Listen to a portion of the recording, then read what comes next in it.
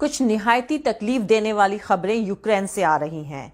दरअसल यूक्रेन के president Zelensky ने भारत से इंटरनेशनल मंच पर मदद मांगी थी, लेकिन यूनाइटेड नेशन में भारत वोटिंग से बाहर रहा और भारत के इस रुख के चलते अब यूक्रेन के सैनिक और लोकल लोगों का बिहेवियर वहां मौजूद इंडियन स्टूडेंट्स को लेकर बदल रहा है। उनके साथ बदतमीजी करी जा रही है। -2 डिग्री सेल्सियस के टेम्परेचर में आसमान से बरसते गोलों के बीच स्टूडेंट्स यूक्रेन से बाहर निकलने के लिए 200 किलोमीटर पैदल चल रहे हैं। 20,000 स्टूडेंट्स में से महज 750 को ही अब तक वापस लाने के बाद शोशेबाजी ये करी जा रही है कि पीयूष गोयल और ज्योतिरादित्य सिंधिया फोटो खिंचाने पहुंच गए और जैसे ही भारत लौटे स्टूडेंट्स की तकलीफ और दर्द को मर्चेंडाइज करने का सियासी तमाशा शुरू हुआ, तभी समझ में आ गया कि इसका इस्तेमाल उत्तर प्रदेश चुनाव में किया जाएगा और वही हुआ भी। साहेब ने यूक्रेन से लौट रहे स्टूडेंट्स का जिक्र करते हुए उन्हें भारत वापस लाने की वाहवाही खुद ही कर डाली। जी हां, प्रधानमंत्री नरेंद्र मोदी उत्तर प्रदेश चुनाव 2022 के 5वें फेज में यूक्रेन को फिर से लेकर आए। उन्होंने यूक्रेन से लौट रहे स्टूडेंट्स का जिक्र करते हुए उन्हें भारत वापस लाने के लिए खुद ही अपनी पीठ थपथपा ली और कहा कि यूक्रेन में फंसे एक एक इंडियन को भारत वापस लाया जाएगा। वैसे ज्यादातर जानकारों ने इशारा किया ही था कि जिस तरह मुंबई में 2 दिन पहले पहली फ्लाइट के लैंड करने पर केंद्रीय मंत्री पीयूष गोयल ने फ्लाइट के अंदर जाकर स्टूडेंट्स का वेलकम करते हुए तस्वीरें खिंचाई थी, तभी पता चल गया था कि मोदी सरकार इसे उत्तर प्रदेश चुनाव में भुनाने की कोशिश करेगी। इसके बाद वैसा ही सियासी तमाशा, यानी एक और वेलकम केंद्रीय मंत्री ज्योतिरादित्य सिंधिया ने दिल्ली में फ्लाइट पहुंचने के बाद किया।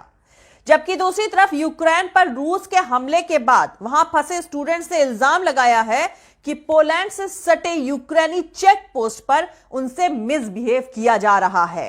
इंडियन स्टूडेंट्स ने कहा कि उन्हें लगभग बंधकों जैसे हालात में रखा गया है और जमा देने वाली ठंड में भी खाना और पानी तक के लिए तरसना पड़ रहा है। छात्रों का इल्जाम है कि उनके साथ यह बर्ताव इसलिए किया गया है क्योंकि भारत ने यूक्रेन पर रूसी हमले के खिलाफ यूएन सिक्योरिटी काउंसिल में पेश करे गए प्रपोजल पर वोटिंग से दूरी बनाई रखी। स्टूडेंट्स ने ऐसे वीडियो भी शेयर करे हैं जिसमें सैनिकों को हवा में गोलियां चलाते और स्टूडेंट्स को फोर्सफुली तितर बितर करते देखा गया है। एक दूसरे वीडियो क्लिप में एक यूक्रेनी गार्ड एक इंडियन लड़की को दूर धकेलता दिख रहा है। यह लड़की सैनिक के पैरों में गिरकर उससे सरहद पार करने देने की गुहार लगा रही है। कुछ स्टूडेंट्स का कहना है कि यूक्रेन के लोग भी अब उनके खिलाफ हो गए हैं। वहीं वायरल हो रहे एक और वीडियो में एक यूक्रेनी ऑफिसर स्टूडेंट्स को लात मारते हुए दिख रहा है, जबकि दूसरी तरफ प्रधानमंत्री नरेंद्र मोदी अपनी चुनावी रैली में यूक्रेन का जिक्र करते हुए स्टूडेंट्स की वापसी के लिए अपनी सरकार की तारीफ करने का सियासी तमाशा करते घूम रहे हैं। पर हकीकत यह है कि मोदी सरकार ने यूक्रेन से इंडियन स्टूडेंट्स को निकालने में 9 कीमती दिन बर्बाद कर दिए और अब अगर रोमानिया बॉर्डर पर बच्चों की पिटाई, उनसे बदसलूकी हो रही है तो इसका जिम्मेदार कौन है? जब बाकी मुल्क यूक्रेन से अपने तमाम लोगों को निकाल रहे थे, तब तमाम सियासी लोग दावा कर रहे थे कि रूस हमला नहीं करेगा। यही हिंदी गोबर पट्टी की सबसे बड़ी जाहिलियत है। इसी दोगलेपन के चलते आज तक भारत के सिस्टम में जवाबदेही नाम की कोई चीज नहीं है। जंग के दौरान में सारे नियम कायदे उस शख्स तक सीमित हो जाते हैं जिसके पास बंदूक है। सारे इंटरनेशनल रूल्स के वायलेशन की जांच जंग खत्म होने के बाद ही करी जाती है। आज की नई पीढ़ी ने जंग नहीं देखी है, इसलिए दिल्ली लखनऊ में बैठकर आंसुओं के कारोबार का सियासी तमाशा चल रहा है। अपने ही मुल्क के बच्चों की जान जोखिम में डालकर इसे इवेंट बनाकर शोहरत और सियासी फायदा उठाया जा रहा है।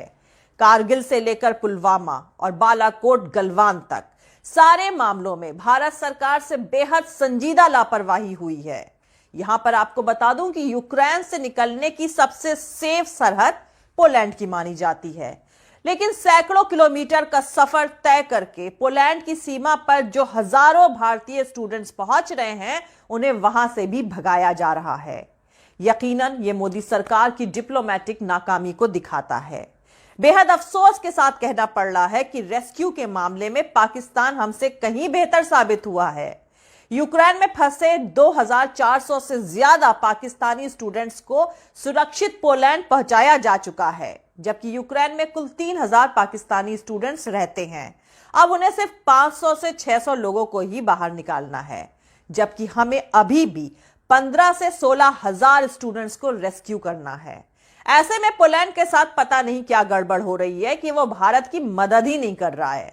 कल शाम को खबर आई है कि रुचिर कटरिया नाम के वॉलंटियर ने द एसोसिएटेड प्रेस को बताया है कि पोलैंड के बॉर्डर को पार करने के इच्छुक इंडियन से टूटी फूटी अंग्रेजी में कहा जा रहा है कि रोमानिया जाओ। कटारिया ने बताया कि हालांकि वो पहले ही सीमा तक पैदल चलकर लंबा सफर कर चुके हैं और उनके पास सैकड़ों किलोमीटर दूर रोमानिया की सीमा तक पहुंचने का कोई जरिया नहीं है। दूसरी तरफ इंडियन नेशनल जो पोलैंड में दाखिल होने में कामयाब रहे हैं, उन्हें पॉलिश ऑफिसर्स और चैरिटेबल इंस्टीट्यूशंस की तरफ से रहने के लिए जगह नहीं दी जा रही है। बताया जा रहा है कि कल जो इंडियन स्टूडेंट्स के साथ मारपीट के वीडियो वायरल हो रहे हैं वो यहीं के हैं। मोदी के अनभक्त ऑपरेशन गंगा के नाम पर तमाशा कर रहे हैं, जबकि इनका पसंदीदा अखबार जागरण ही मोदी सरकार की डिप्लोमेसी की पूरी पोल खोल रहा है। जागरण ने यूक्रेन में फंसे एक स्टूडेंट के हवाले से पोलैंड सीमा के हालात बताए हैं। स्टूडेंट का कहना है कि यूएन सिक्योरिटी काउंसिल में वोटिंग के दौरान भारत के गायब रहने से यूक्रेन की जनता भारतीयों से काफी नाराज है। रात गुजारने के लिए पोलैंड बॉर्डर पर जिस जगह इंडियन स्टूडेंट्स को ठहराया गया था, वहां से इसलिए दूसरे ही दिन भगा दिया गया कि वो इंडियन है। स्टूडेंट्स के मुताबिक जब उन्होंने पोलैंड बॉर्डर से वापस लिबिव जाने का फैसला किया तो यूक्रेन के टैक्सी ड्राइवर तो भारतीयों को मंजिल तक पहुंचाने के लिए भी तैयार नहीं है, जबकि दूसरे मुल्कों के बाशिंदों को महफूज जगहों पर पहुंचाया जा रहा है। ये हाल है भारत के स्टूडेंट्स के। और यहां व्हाट्सएप यूनिवर्सिटी पर बताया जा रहा है कि जिस गाड़ी पर तिरंगा लगा है उसे रूसी या यूक्रेनी सैनिक खुद बॉर्डर तक पहुंचा रहे हैं। अब मैं आपको एक रिकॉर्डिंग सुना रही हूं जिसमें कहा जा रहा है कि पोलैंड का बॉर्डर बंद है, हम कुछ नहीं कर सकते हैं। पोलैंड सरकार ने इंडियंस की एंट्री बंद कर दी है। हमने जनवरी में ही बता दिया था कि यूक्रेन छोड़ दो। भारत सरकार के हाथ में अब कुछ नहीं है।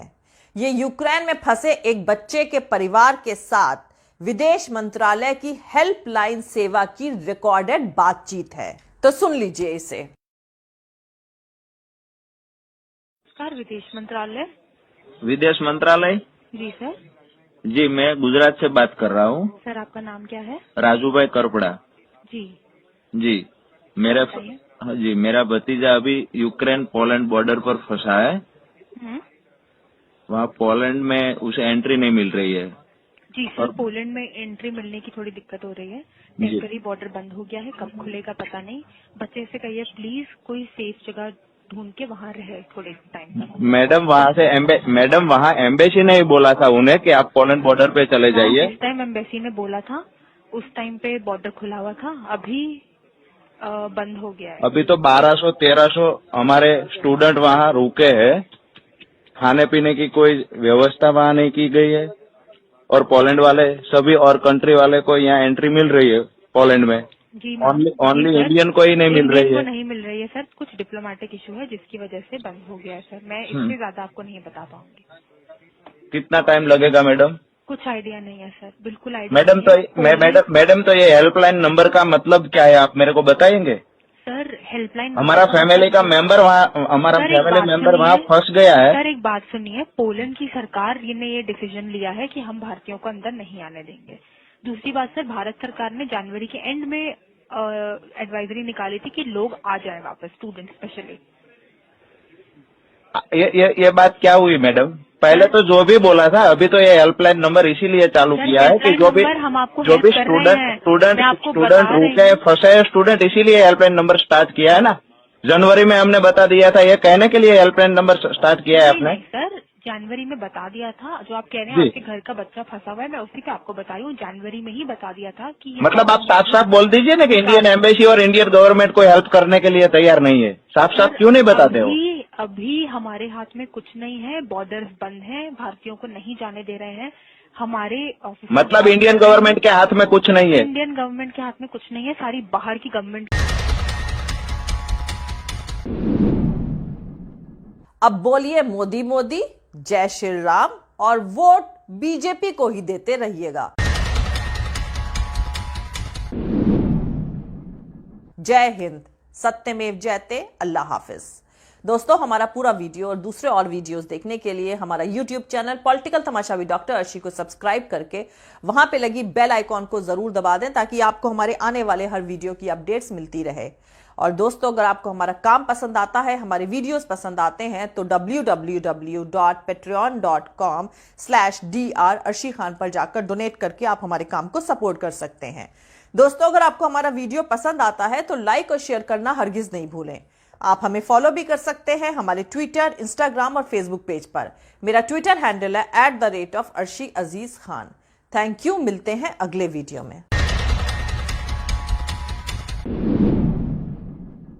कुछ निहायती तकलीफ देने वाली खबरें यूक्रेन से आ रही हैं। दरअसल यूक्रेन के प्रेसिडेंट ज़ेलेंस्की ने भारत से इंटरनेशनल मंच पर मदद मांगी थी, लेकिन यूनाइटेड नेशन में भारत वोटिंग से बाहर रहा और भारत के इस रुख के चलते अब यूक्रेन के सैनिक और लोकल लोगों का बिहेवियर वहां मौजूद इंडियन स्टूडेंट्स को लेकर बदल रहा है। उनके साथ बदतमीजी करी जा रही है। -2 डिग्री सेल्सियस के टेम्परेचर में आसमान से बरसते गोलों के बीच स्टूडेंट्स यूक्रेन से बाहर निकलने के लिए 200 किलोमीटर पैदल चल रहे हैं। 20,000 स्टूडेंट्स में से महज 750 को ही अब तक वापस लाने के बाद शोशेबाजी ये करी जा रही है कि पीयूष गोयल और ज्योतिरादित्य सिंधिया फोटो खिंचाने पहुंच गए और जैसे ही भारत लौटे स्टूडेंट्स की तकलीफ और दर्द को मर्चेंडाइज करने का सियासी तमाशा शुरू हुआ, तभी समझ में आ गया कि इसका इस्तेमाल उत्तर प्रदेश चुनाव में किया जाएगा और वही हुआ भी। साहेब ने यूक्रेन से लौट रहे स्टूडेंट्स का जिक्र करते हुए उन्हें भारत वापस लाने की वाहवाही खुद ही कर डाली। जी हां, प्रधानमंत्री नरेंद्र मोदी उत्तर प्रदेश चुनाव 2022 के 5वें फेज में यूक्रेन को फिर से लेकर आए। उन्होंने यूक्रेन से लौट रहे स्टूडेंट्स का जिक्र करते हुए उन्हें भारत वापस लाने के लिए खुद ही अपनी पीठ थपथपा ली और कहा कि यूक्रेन में फंसे एक एक इंडियन को भारत वापस लाया जाएगा। वैसे ज्यादातर जानकारों ने इशारा किया ही था कि जिस तरह मुंबई में 2 दिन पहले पहली फ्लाइट के लैंड करने पर केंद्रीय मंत्री पीयूष गोयल ने फ्लाइट के अंदर जाकर स्टूडेंट्स का वेलकम करते हुए तस्वीरें खिंचाई थी, तभी पता चल गया था कि मोदी सरकार इसे उत्तर प्रदेश चुनाव में भुनाने की कोशिश करेगी। इसके बाद वैसा ही सियासी तमाशा, यानी एक और वेलकम केंद्रीय मंत्री ज्योतिरादित्य सिंधिया ने दिल्ली में फ्लाइट पहुंचने के बाद किया, जबकि दूसरी तरफ यूक्रेन पर रूस के हमले के बाद वहां फंसे स्टूडेंट्स ने इल्जाम लगाया है कि पोलैंड से सटे यूक्रेनी चेक पोस्ट पर उनसे मिसबिहेव किया जा रहा है।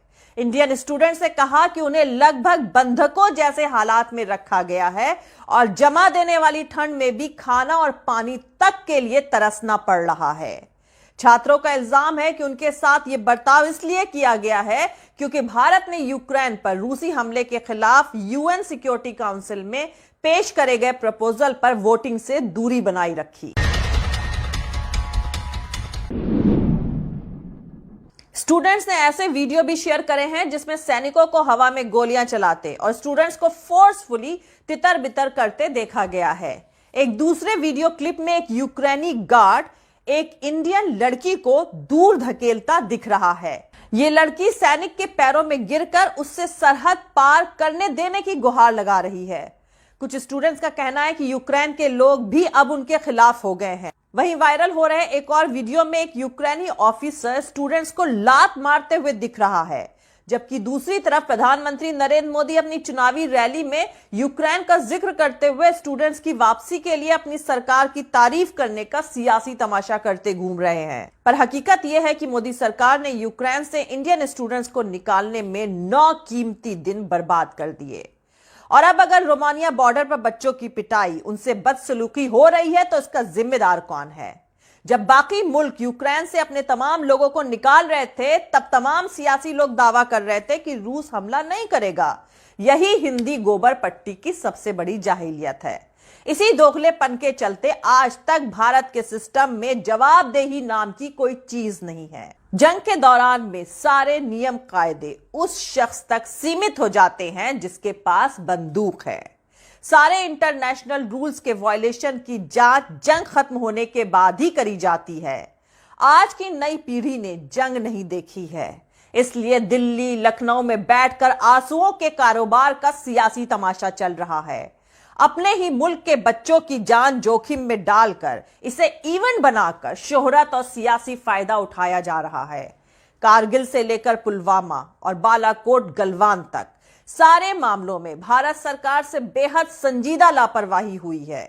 यहां पर आपको बता दूं कि यूक्रेन से निकलने की सबसे सेफ सरहद पोलैंड की मानी जाती है, लेकिन सैकड़ों किलोमीटर का सफर तय करके पोलैंड की सीमा पर जो हजारों भारतीय स्टूडेंट्स पहुंच रहे हैं, उन्हें वहां से भी भगाया जा रहा है। यकीनन ये मोदी सरकार की डिप्लोमेटिक नाकामी को दिखाता है। बेहद अफसोस के साथ कहना पड़ रहा है कि रेस्क्यू के मामले में पाकिस्तान हमसे कहीं बेहतर साबित हुआ है। यूक्रेन में फंसे 2400 से ज्यादा पाकिस्तानी स्टूडेंट्स को सुरक्षित पोलैंड पहुंचाया जा चुका है, जबकि यूक्रेन में कुल 3000 पाकिस्तानी स्टूडेंट्स रहते हैं। अब उन्हें सिर्फ 500 से 600 लोगों को ही बाहर निकालना है, जबकि हमें अभी भी 15 से 16,000 स्टूडेंट्स को रेस्क्यू करना है। ऐसे में पोलैंड के साथ पता नहीं क्या गड़बड़ हो रही है कि वो भारत की मदद ही नहीं कर रहा है। कल शाम को खबर आई है कि रुचिर कटरिया नाम के वॉलंटियर ने द एसोसिएटेड प्रेस को बताया है कि पोलैंड के बॉर्डर को पार करने के इच्छुक इंडियन से टूटी फूटी अंग्रेजी में कहा जा रहा है कि रोमानिया जाओ। कटारिया ने बताया कि हालांकि वो पहले ही सीमा तक पैदल चलकर लंबा सफर कर चुके हैं और उनके पास सैकड़ों किलोमीटर दूर रोमानिया की सीमा तक पहुंचने का कोई जरिया नहीं है। दूसरी तरफ इंडियन नेशनल जो पोलैंड में दाखिल होने में कामयाब रहे हैं, उन्हें पॉलिश ऑफिसर्स और चैरिटेबल इंस्टीट्यूशंस की तरफ से रहने के लिए जगह नहीं दी जा रही है। बताया जा रहा है कि कल जो इंडियन स्टूडेंट्स के साथ मारपीट के वीडियो वायरल हो रहे हैं, वो यहीं के हैं। मोदी के अनभक्त ऑपरेशन गंगा के नाम पर तमाशा कर रहे हैं, जबकि इनका पसंदीदा अखबार जागरण ही मोदी सरकार की डिप्लोमेसी की पूरी पोल खोल रहा है। जागरण ने यूक्रेन में फंसे एक स्टूडेंट के हवाले से पोलैंड सीमा के हालात बताए हैं। स्टूडेंट का कहना है कि यूएन सिक्योरिटी काउंसिल में वोटिंग के दौरान भारत के गायब रहने से यूक्रेन की जनता भारतीयों से काफी नाराज है। रात गुजारने के लिए पोलैंड बॉर्डर पर जिस जगह इंडियन स्टूडेंट्स को ठहराया गया था, वहां से इसलिए दूसरे ही दिन भगा दिया गया कि वो इंडियन है। स्टूडेंट्स के मुताबिक जब उन्होंने पोलैंड बॉर्डर से वापस लिबिव जाने का फैसला किया तो यूक्रेन के टैक्सी ड्राइवर तो भारतीयों को मंजिल तक पहुंचाने के लिए भी तैयार नहीं है, जबकि दूसरे मुल्कों के बाशिंदों को महफूज जगहों पर पहुंचाया जा रहा है। ये हाल है भारत के स्टूडेंट्स के। और यहां व्हाट्सएप यूनिवर्सिटी पर बताया जा रहा है कि जिस गाड़ी पर तिरंगा लगा है उसे रूसी या यूक्रेनी सैनिक खुद बॉर्डर तक पहुंचा रहे हैं।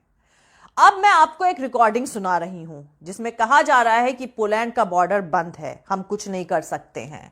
पोलैंड सरकार ने इंडियंस की एंट्री बंद कर दी है। हमने जनवरी में ही बता दिया था कि यूक्रेन छोड़ दो।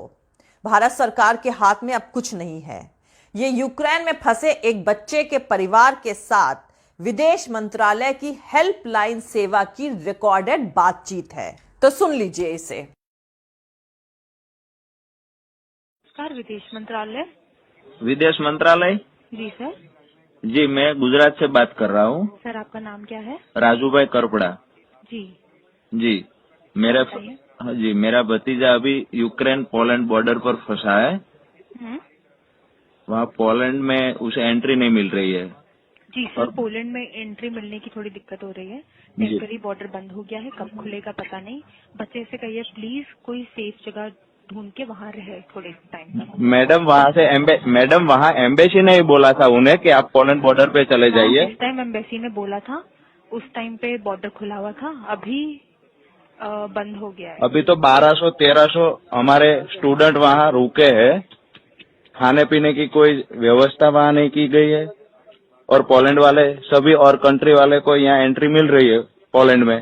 जी ओनली इंडियन को ही नहीं मिल रही को है। नहीं मिल रही है सर, कुछ डिप्लोमेटिक इशू है जिसकी वजह से बंद हो गया है सर। मैं इससे ज्यादा आपको नहीं बता पाऊंगी। कितना टाइम लगेगा मैडम? कुछ आइडिया नहीं है सर, बिल्कुल आइडिया मैडम नहीं है। मैडम तो ये हेल्पलाइन नंबर का मतलब क्या है, आप मेरे को बताएंगे? सर हेल्पलाइन हमारा फैमिली का मेंबर वहाँ फंस गया है। सर एक बात सुनिए, पोलैंड की सरकार ने ये डिसीजन लिया है कि हम भारतीयों को अंदर नहीं आने देंगे। दूसरी बात सर, भारत सरकार ने जनवरी के एंड में एडवाइजरी निकाली थी कि लोग आ जाएं वापस, स्टूडेंट स्पेशली। ये बात क्या हुई मैडम? पहले तो जो भी बोला था, अभी तो ये हेल्पलाइन नंबर इसीलिए चालू किया है कि जो भी स्टूडेंट रुके फंसे हैं स्टूडेंट, इसीलिए हेल्पलाइन नंबर स्टार्ट किया है ना। जनवरी में हमने बता दिया था, ये कहने के लिए हेल्पलाइन नंबर स्टार्ट किया है आपने। सर जनवरी में बता दिया था, जो आप कह रहे हैं आपके घर का बच्चा फंसा हुआ है, मैं उसी पे आपको बताई हूँ, जनवरी में ही बता दिया था कि मतलब आप साफ साफ बोल दीजिए ना कि इंडियन एम्बेसी और इंडियन गवर्नमेंट कोई हेल्प करने के लिए तैयार नहीं है। साफ साफ क्यों नहीं बताते हो? अभी हमारे हाथ में कुछ नहीं है, बॉर्डर्स बंद हैं, भारतीयों को नहीं जाने दे रहे हैं। हमारे ऑफिस मतलब इंडियन गवर्नमेंट के हाथ में कुछ नहीं है? इंडियन गवर्नमेंट के हाथ में कुछ नहीं है, सारी बाहर की गवर्नमेंट। अब बोलिए मोदी मोदी, जय श्री राम, और वोट बीजेपी को ही देते रहिएगा। जय हिंद, सत्यमेव जयते, अल्लाह हाफिज। दोस्तों, हमारा पूरा वीडियो और दूसरे और वीडियोस देखने के लिए हमारा YouTube channel political Tamasha with doctor Arshi को सब्सक्राइब करके वहां पे लगी बेल आइकॉन को जरूर दबा दें, ताकि आपको हमारे आने वाले हर वीडियो की अपडेट्स मिलती रहे। और दोस्तों, अगर आपको हमारा काम पसंद आता है, हमारे वीडियोस पसंद आते हैं, तो www.patreon.com/dr अर्शी खान पर जाकर डोनेट करके आप हमारे काम को सपोर्ट कर सकते हैं। दोस्तों, अगर आपको हमारा वीडियो पसंद आता है तो लाइक और शेयर करना हरगिज नहीं भूलें। आप हमें फॉलो भी कर सकते हैं हमारे ट्विटर, इंस्टाग्राम और फेसबुक पेज पर। मेरा ट्विटर हैंडल है @arshi_aziz_khan। थैंक यू, मिलते हैं अगले वीडियो में। कुछ निहायती तकलीफ देने वाली खबरें यूक्रेन से आ रही हैं। दरअसल यूक्रेन के प्रेसिडेंट ज़ेलेंस्की ने भारत से इंटरनेशनल मंच पर मदद मांगी थी, लेकिन यूनाइटेड नेशन में भारत वोटिंग से बाहर रहा और भारत के इस रुख के चलते अब यूक्रेन के सैनिक और लोकल लोगों का बिहेवियर वहां मौजूद इंडियन स्टूडेंट्स को लेकर बदल रहा है। उनके साथ बदतमीजी करी जा रही है।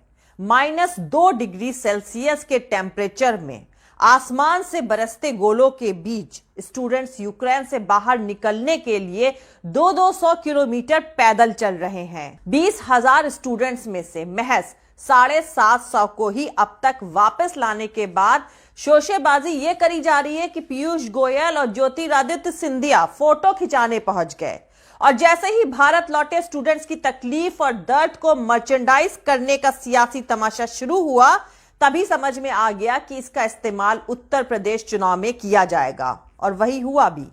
साहेब ने यूक्रेन से लौट रहे स्टूडेंट्स का जिक्र करते हुए उन्हें भारत वापस लाने की वाहवाही खुद ही कर डाली।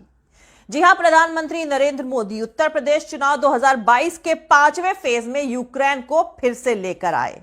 उन्होंने यूक्रेन से लौट रहे स्टूडेंट्स का जिक्र करते हुए उन्हें भारत वापस लाने के लिए खुद ही अपनी पीठ थपथपा ली और कहा कि यूक्रेन में फंसे एक एक इंडियन को भारत वापस लाया जाएगा। वैसे ज्यादातर जानकारों ने इशारा किया ही था कि जिस तरह मुंबई में 2 दिन पहले पहली फ्लाइट के लैंड करने पर केंद्रीय मंत्री पीयूष गोयल ने फ्लाइट के अंदर जाकर स्टूडेंट्स का वेलकम करते हुए तस्वीरें खिंचाई थी, तभी पता चल गया था कि मोदी सरकार इसे उत्तर प्रदेश चुनाव में भुनाने की कोशिश करेगी। इसके बाद वैसा ही सियासी तमाशा, यानी एक और वेलकम केंद्रीय मंत्री ज्योतिरादित्य सिंधिया ने दिल्ली में फ्लाइट पहुंचने के बाद किया। जबकि दूसरी तरफ यूक्रेन पर रूस के हमले के बाद वहां फंसे स्टूडेंट्स ने इल्जाम लगाया है कि पोलैंड से सटे यूक्रेनी चेक पोस्ट पर उनसे मिसबिहेव किया जा रहा है।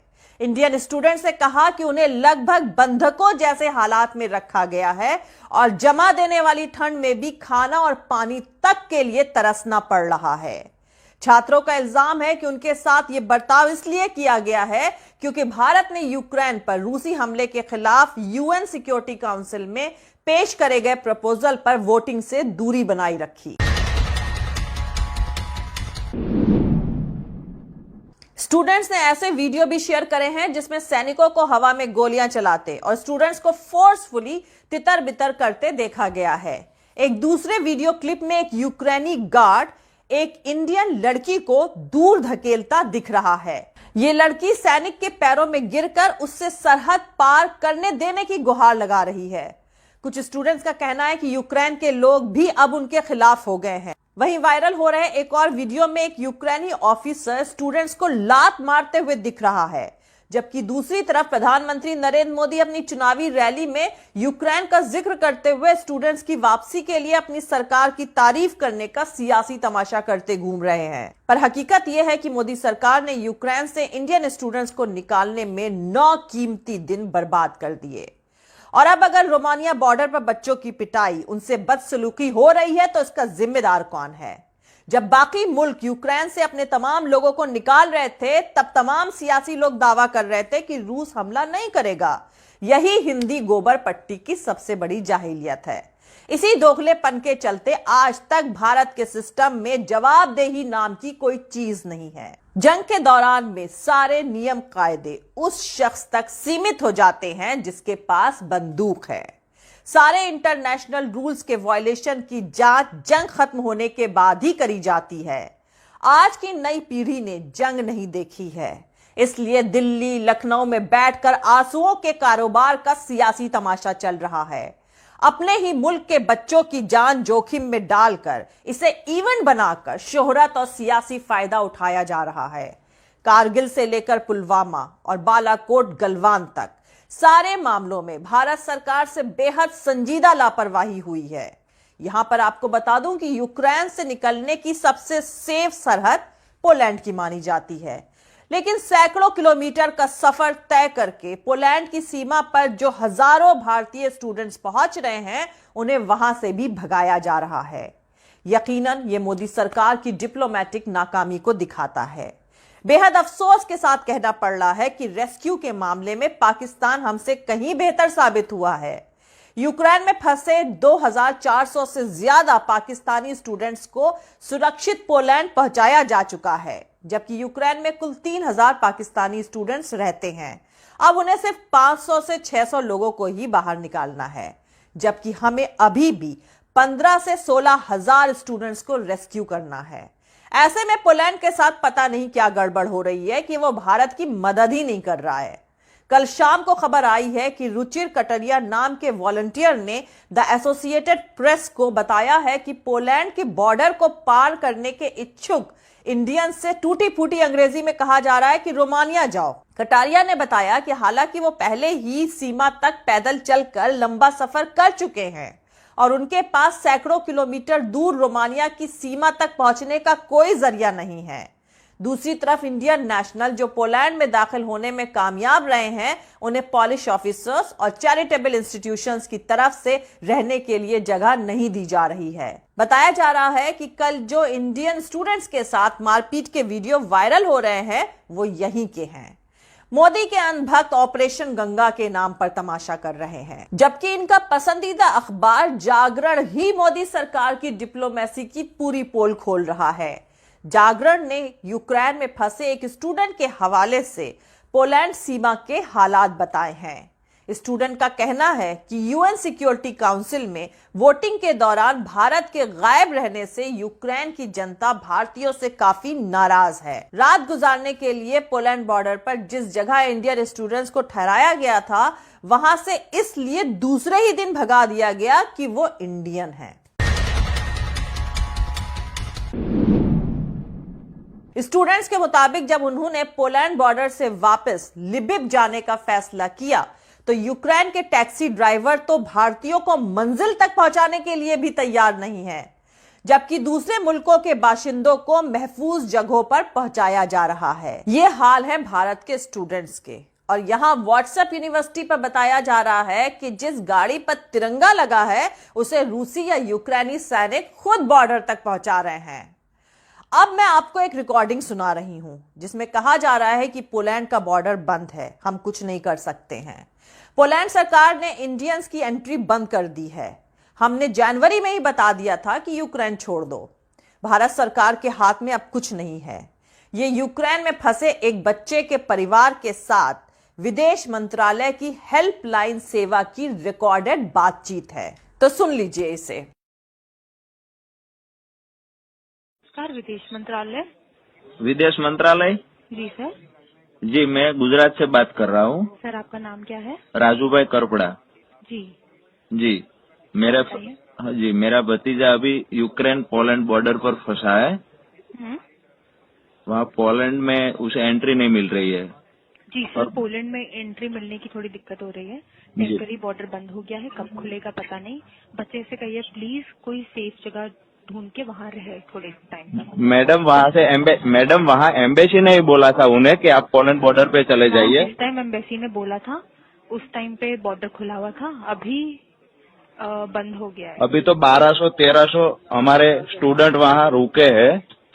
खाने पीने की कोई व्यवस्था वहाँ नहीं की गई है और पोलैंड वाले सभी और कंट्री वाले को यहाँ एंट्री मिल रही है पोलैंड में। जी ओनली इंडियन को ही नहीं मिल रही इंडियन है। को नहीं मिल रही है सर, कुछ डिप्लोमेटिक इशू है जिसकी वजह से बंद हो गया है सर। मैं इससे ज्यादा आपको नहीं बता पाऊंगी।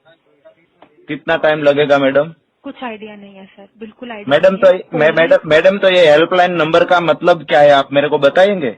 सर हेल्पलाइन हमारा फैमिली का मेंबर वहाँ, हमारा फैमिली मेंबर वहाँ फंस गया है। सर एक बात सुनिए, पोलैंड की सरकार ने ये डिसीजन लिया है कि हम भारतीयों को अंदर नहीं आने देंगे।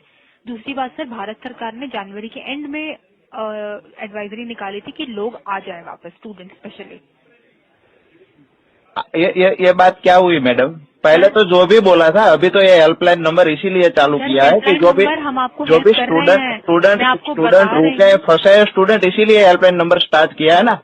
जनवरी में हमने बता दिया था, ये कहने के लिए हेल्पलाइन नंबर स्टार्ट किया है आपने। सर जनवरी में बता दिया था, जो आप कह रहे हैं आपके घर का बच्चा फंसा हुआ है, मैं उसी पे आपको बता रही हूँ। जनवरी में ही बता दिया था कि मतलब आप साफ साफ बोल दीजिए ना कि इंडियन एम्बेसी और इंडियन गवर्नमेंट कोई हेल्प करने के लिए तैयार नहीं है। साफ साफ क्यों नहीं बताते हो?